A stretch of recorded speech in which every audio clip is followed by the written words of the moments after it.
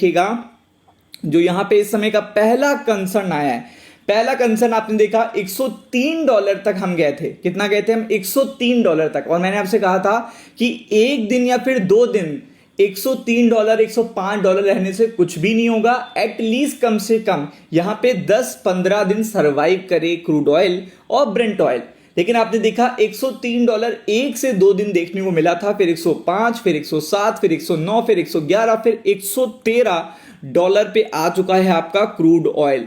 तो यानी कि जब देखिएगा अप ट्रेंड की बात होती है तो ज्यादा दिन तक सर्वाइवल आपको अप ट्रेंड में देखने को मिल रहा है, और जब डाउन ट्रेंड की बात होती है तो यहां पे केवल आपको देखिएगा शॉर्टर टर्म के लिए एकदम से फॉल आता है, उसके बाद फिर से रिबाउंड कर जाता है पूरा का पूरा क्रूड ऑयल।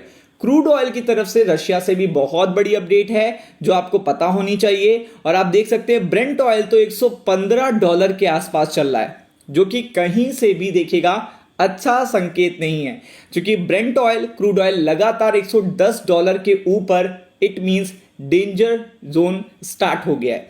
क्योंकि इसका मतलब है महंगाई पे कंट्रोल उतनी तरीके से नहीं हो पाएगा। महंगाई पे कंट्रोल नहीं हो पाएगा तो आपको पता है रेट हाइक होगा, रेट हाइक होगा तो रिसेशन का खतरा बढ़ेगा, जो कि मार्केट के लिए अच्छा बिल्कुल भी नहीं है। और आज कॉपर भी अप है, और अगर आप देखेंगे तो मेटल भी अप आपको देखने को मिल रहा है, गोल्ड एंड सिल्वर और अदर देखिएगा जो कमोडिटीज हैं उसमें भी आपको अप ट्रेंड देखने को मिल रहा है, जो कि कहीं से भी अच्छा सिग्नल नहीं है। तो पहले बात कर रहे हैं क्रूड ऑयल की, तो क्रूड ऑयल पे डिस्कशन करना ज्यादा सही रहेगा।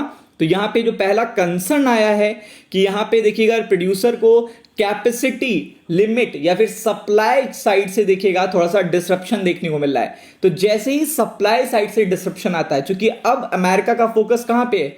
अरेबियन कंट्रीज, गल्फ कंट्रीज कैसे देखिएगा सेट ऑफ करें, क्योंकि अभी आपको पता है सितंबर से ठंड बहुत तेजी से एक बहुत बड़ा इश्यू होगा, चाहे वो इंडिया की बात करें चाहे यूरोप की बात करें। और ठंड में जो डिमांड है ऑयल की, एनर्जी की, गैस की, नेचुरल गैस की बढ़ जाती है यूरोपियन कंट्रीज में। तो आप समझ सकते हैं कि वहां पर किस तरीके से सेट ऑफ करेंगे, किस तरीके से इस बढ़ी हुई डिमांड को टैकल करेंगे, और उस समय ऑयल और एनर्जी के प्राइस क्या होंगे, इसका सबसे बड़ा कंसर्न आ रहा है। और जब आपको गल्फ कंट्री ये कह के बोल दें कि हमारे पास इतनी कैपेसिटी नहीं है या फिर लिमिटेड प्रोडक्शन है, तो आप समझ सकते हैं कि क्रूड ऑयल, ब्रेंट ऑयल कहां तक देखने को मिल सकता है। क्योंकि यहां पर सबसे इंपॉर्टेंट है कि हमें ये संकेत ज्यादा मिले कि क्रूड ऑयल और ब्रेंट ऑयल नीचे कैसे आ रहा है।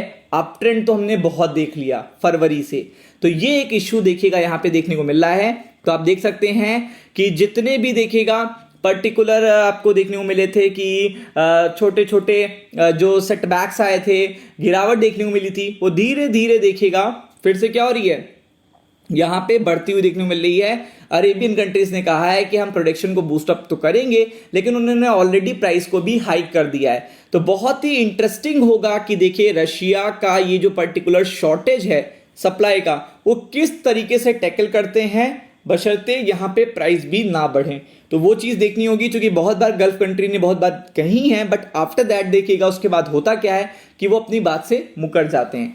तो आपको यहां पे देखना होगा। तो यही एक बहुत ही मेजर इशू है कल के लिए भी। सेकंड सबसे इंपॉर्टेंट इशू है आपका देखिएगा जो मार्केट का ट्रेंडिंग इशू है, जिसलिए निफ्टी बैंक पे ज्यादा असर पड़ रहा है कि आप रिकॉर्ड लो पर हैं। इवन इस समय $79 टच कर रहा है यूएसडी आईएनआर।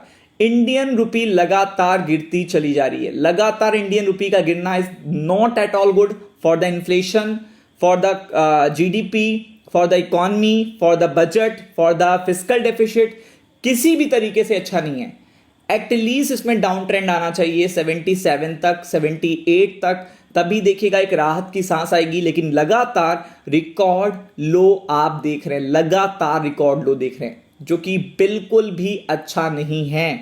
और फिर अगर आप देखेंगे तो 20 साल का रिकॉर्ड फिर से तोड़ने के लिए तैयार है आपका यूएसडी, यूएस डॉलर इंडेक्स, जो $104 के नीचे चला गया था, वो फिर से अप ट्रेंड में आ चुका है, कॉन्टिन्यू अपसाइड है। और आपको पता है 20 इयर्स का जो रिकॉर्ड हाई है वो टच करने वाला है। तो आप समझ सकते हैं कि आईएनआर और करेंसी सीधा कैपिटल और डेफिसिट को देखिएगा इंपैक्ट करते हैं, क्योंकि जितने भी इंटरनेशनल ट्रांजैक्शन होते हैं उस पर्टिकुलर टाइम में जो भी ट्रांसलेशन रेट होता है, यानी कि एक करेंसी से दूसरी करेंसी में जब ट्रांसलेट करी जाती है पूरी ट्रेड और ट्रांजैक्शन को, उस पे इंपैक्ट डालता है। तो इसी में देखिएगा बहुत बड़े प्रॉफिट और लॉस भी हो जाते हैं। लाइक इस समय देखिएगा यूएसडी इंक्रीज है, आईएनआर लो है, तो इंडियन इंटरनेशनल ट्रेड में यानी कि जितना भी हम एक्सपोर्ट कर रहे हैं उसमें हमको ज्यादा देखिएगा जो मार्जिन मिलना चाहिए था $73-74 पे, वो चीज नहीं देखने को मिल रही है, हमें ज्यादा पैसा देना पड़ रहा है।